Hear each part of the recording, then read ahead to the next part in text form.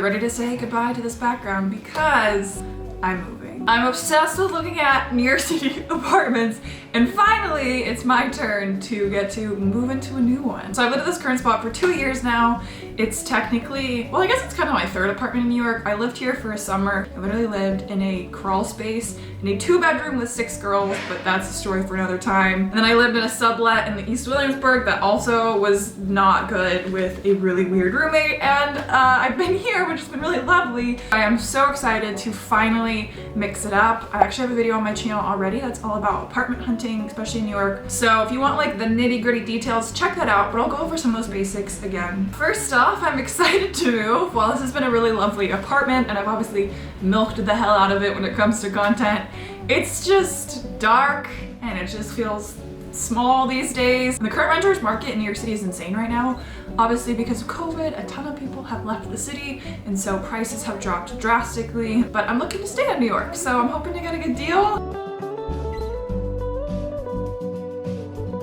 So I'm moving with one roommate. The other roommate is moving with her boyfriend. So me and Natalie moving together, and we're psyched. We are looking for a 2-bedroom, 2-ish bath ideally. So I currently pay $18.50 for this space right now, but because I'm spending a lot less money on like co-working space and travel and all this other stuff I used to spend more money on for work, I'm gonna put a few extra $100 towards my budget, as is she. So collectively our budget, I would say, is like anywhere from like $3,400 to like $4,300, which I know sounds vast because we're willing to spend a little bit more if it's like an incredible spot, especially if it's just for a 1-year lease or maybe a 2-year lease, and then can always downsize again. But with spending so much more time inside this next year, this time around I'm willing to pay a little bit more, as is she, to get a nice spot. So we're currently looking in Lower Manhattan, so like the East Village, Lower East Side, Greenwich, Soho, NoHo, maybe even the West Village. So throughout this video I'm gonna go over some of the basics to think about when picking an apartment, some of our non-negotiables, things to look for, as well as show you all the apartments we looked at, a little bit on my personal journey. I'm obsessed with looking at New York City apartments. Every morning routine of mine since like August has incorporated looking at apartments on StreetEasy, which is kind of torturous. My lease isn't up until mid to late February, and so there was no reason of me looking except for the fact that I'm obsessed with looking at apartments. As the apartment hunt actually got more to a time where I could seriously look, so about 4 weeks out, I started looking at everything on the internet, on StreetEasy specifically. So one recommendation is to check daily, and because I was checking daily for multiple weeks, I knew every single listing in our budget in the areas I was interested in. I could kind of tell if things were sitting on the market for a while, if they're getting snatched up really quickly, which is usually the case in New York City. So just looking online a little bit in advance, I think is super helpful to understand what apartments look like that are in your budget. So we did actually sign an apartment, which I'm so excited about. I'm gonna do a big reveal of like a huge empty apartment tour. So let's go over a few basics to keep in mind when looking for apartments, just to make your life a bit easier. So first off is you kind of want to know what area you want to live in, figure out what your budget is, figure out your non-negotiables. When I moved to New York for the very first time, I knew nothing about it. I literally like asked a friend where I was like, where should I live? I had no idea what the difference was between like Upper West Side and like Side. Like it all meant the same to me. And she was like, oh, probably Williamsburg. I think you'd like that. And then I found a sublet that was like basically Bushwick, but in my head I was like, I think that's Williamsburg, which it was not at all. You know, but I lived at that sublet for several months, and then when I lived there, I was able to go and explore a ton of neighborhoods, figure out what I actually liked, where I actually wanted to like live with a signed lease, which helped immensely. So I do recommend that if you're super fresh to New York City. Kind of like had in my head things that were non-negotiables. I have a north-facing apartment, which means I never ever get direct sunlight. And my living room currently doesn't have any windows really, so it's like dark and a little depressing. So I wanted a south-facing apartment with windows in the living room. I wanted a room similar to this size, if not bigger, and a closet similar size. Ideally, washer and dryer in unit. The first 2 apartments I lived in New York, I had to go to a laundromat. This apartment is in the basement, which is fine, but it also gets expensive and it's really creepy down there. Just off the top of my head, other things that I looked out for was I didn't want to live on the first floor. That's something to keep in mind. And I also didn't want to live on like the 6th floor of a walk-up. I wanted to make sure the windows were facing out onto the street, because sometimes a room will look like it has a bunch of windows, but it's just facing into an alleyway and it's super dark and doesn't get any light. I also made sure to really actively look at like the closet space, the square footage when that was available. So like all these things add up when you actually comes to living in that space. So it's really important to look at all those details, figure out the things you want and the things you don't want. So places that I look for apartments, again, Street Easy is clutch. That's where I go 99% of the time. When you're using Street Easy, you can click on the exact neighborhoods you're looking at. You can really filter your search as much as you want. Select no brokers free, select washer and dryer unit. Obviously you said the amount of bedrooms you're looking at. You know, a lot of places that we were looking at, I don't think I would have been able to afford pre-pandemic. There's tons of deals, and a lot of times what you'll see is either the rental price is lower or the apartment will list, you know, 1 month off, 2 month off, 3 months off. So that means that it will list the net effective rate. So, you know, it'll have like the base price of, let's say, like $3,800, and then it will list 2 months off, and then that will calculate out to the net effective rate. Obviously, there are quite a few apartments that are sitting a lot longer in the market.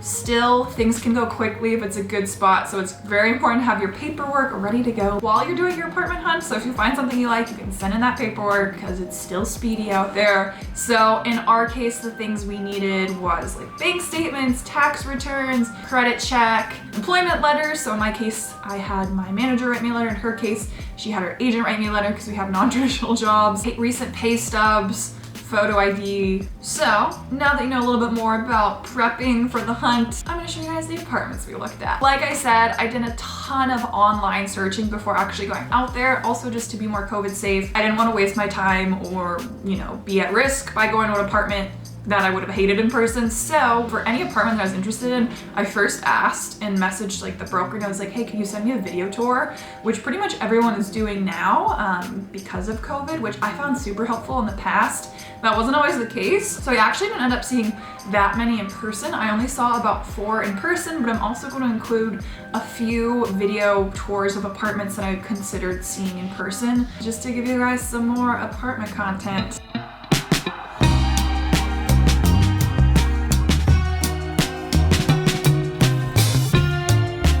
First up is an apartment that was on the edge of the East Village and kind of NoHo area. With the net effective price, this one came at $3,000. So it's definitely like below our budget, which is obviously great. Online, the photos look pretty bright and airy, so I was like, you know what, let's check it out.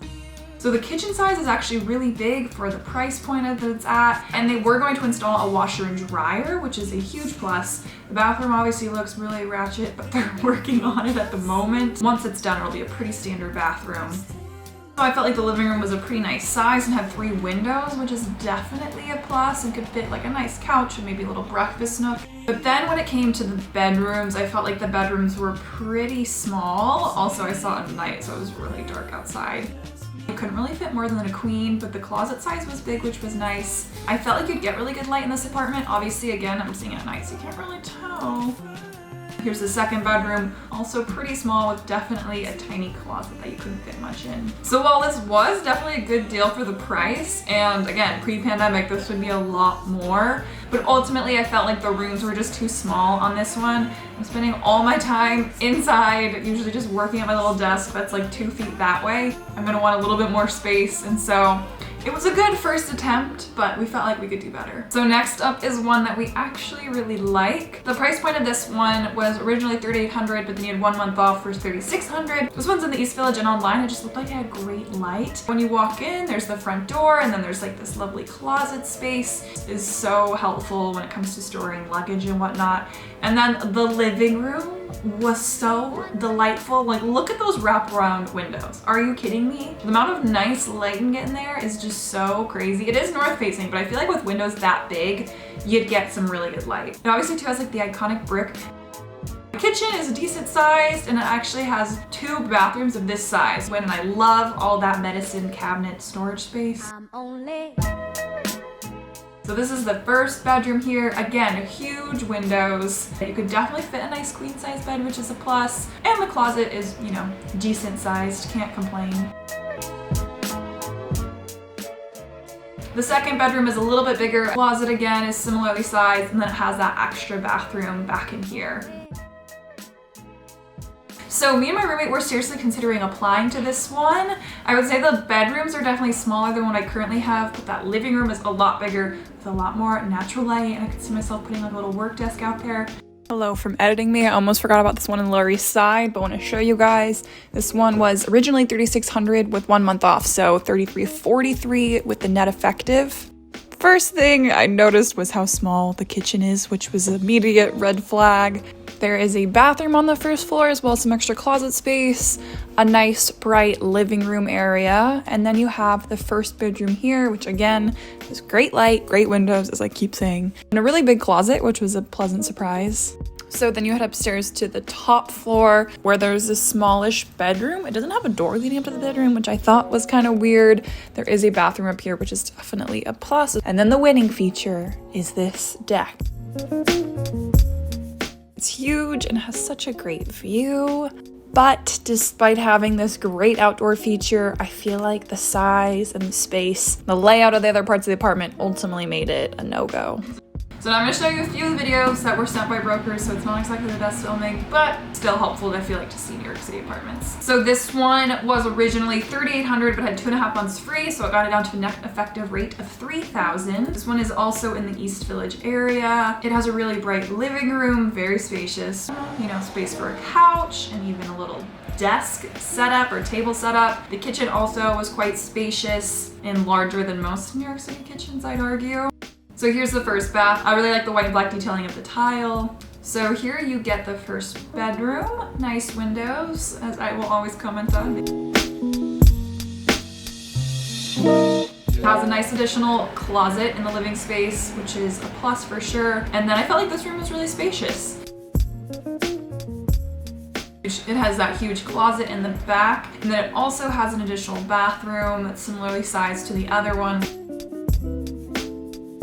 Was definitely a top contender, especially for that price point. And one of the things that was the downside of this is that there was no washer dryer in unit or in the building, so we'd have to go to a laundromat. And it was also very far from any subway stops. So when you're looking in the East Village, a lot of it is like kind of like a dead zone when it comes to subways. If you're too far towards C or D and kind of those middle numbers of like 6th Street, 7th Street, 8th Street, etc.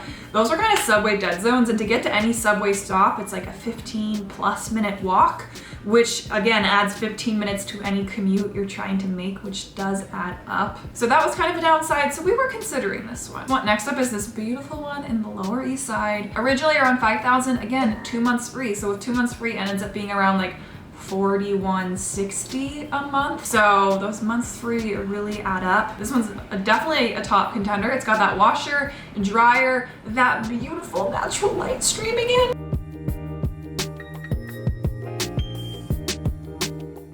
And a really big communal living space in this area that could fit like a really great hangout area, work area, eating area, the whole deal. I love too that it's 2 stories. It feels so fancy having 2 stories in New York City. And I feel like it's a great way to separate the space. Like if I'm working upstairs and Natalie's singing downstairs. So there's a bathroom downstairs, a bathroom upstairs.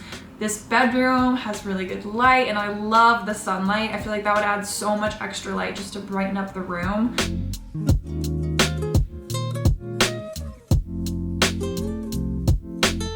And then the other bedroom is a pretty similar size with, again, really good lighting and good closet space. So this one is another of like, I'd say like the top 3 contenders. The Lower East Side has a little bit less of that neighborhood feel, as does like the East Village or the West Village. It's definitely like a cool hip area. And it was definitely one of my favorite places to like go out, but I don't know if I necessarily would want to live somewhere that I'd go out in once going out is a thing, if it ever is a thing again. A really beautiful space for that price. I thought this one was gorgeous, but I figured it was worth looking at least a few more just to see if I could find a slightly better location. And then last but not least is the winner. Just before I go into it, me and Natalie are like so shocked that we're even allowed to live here. When we did the tour and we were considering it, we're like, we are not far along enough in life to like be allowed to live in a space this nice. So a lot of the clips I have are a little bit just kind of like chaotic and shaky and not that great. I will have an empty apartment tour coming soon, but once I move in. So it's basically 2 stories when you walk up. So there's a extra closet for space on the first floor. There's a bathroom. And then the downstairs living room is just So spacious. It has big bright windows. There's space for a freaking dining room table, which I never dreamed I would be able to live in New York, in Manhattan. This one is also 2 stories, so you walk up a set of stairs and then that's where the 2 bedrooms and the other bathroom is, the full bath. So there's a half bath downstairs. So 1 bedroom upstairs is smaller with a smaller closet, but it has a really lovely little balcony where you can sit out and put a little chair. And then the 2nd bedroom is bigger. Closet is a little smaller, but you know, big enough. Bathroom upstairs, I love it. It has this dark tiling. It just feels very like chic and luxe, I guess. And it also has a washer and dryer in it as well. There's so much space to actually like move and breathe and work and hang out. Similar to the other one in Lower East Side was listed at $5,000. We figured we could try to negotiate. So we ended up being like, this place is crazy. Let's at least apply and see what they say. But this one did have a broker's fee, which sucked. So we ended up asking for 2 months free. And so we sent in that offer to the broker. He's like, okay, yeah, that sounds like a decent offer, which we were like, wait, are you serious? Like he's actually might accept our offer for like this apartment that's in such a great area and is like, looks like an apartment that should be like $8,000 a month. So we sent over all our paperwork that night. We calculated it out. Aside the broker's fee, again, getting 2 months off of a $5,000 apartment, calculate out net effective would be $4,166 a month, which is obviously super expensive and a ton of money.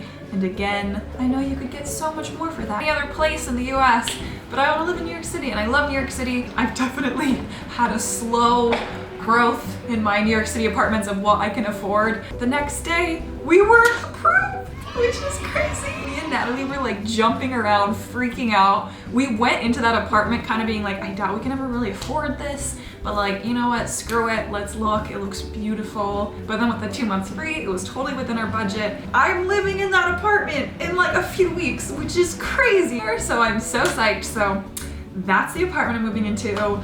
The video clips are terrible, so sorry. I'll post a full apartment tour soon. Another incredible thing is that the owner is willing to leave a lot of the furniture, and a lot of the furniture is really nice, like West Elm, Crate and Barrel, so he might like leave the couch and the dining room table, which will also save us thousands of dollars. So that's been my apartment hunting, as well as some tips for apartment hunting for yourself if you're trying to move to New York City. Overjoyed and in love with the apartment I'm moving into, and I cannot wait to move in. And I'm super excited to get to live with one of my best New York friends again. It's gonna be such a cute home. Like, it's an actual home. It's 2 stories. Like, what in the world? Stay tuned for a lot more apartment content as usual. Thanks so much for watching. Until next time, bye-bye.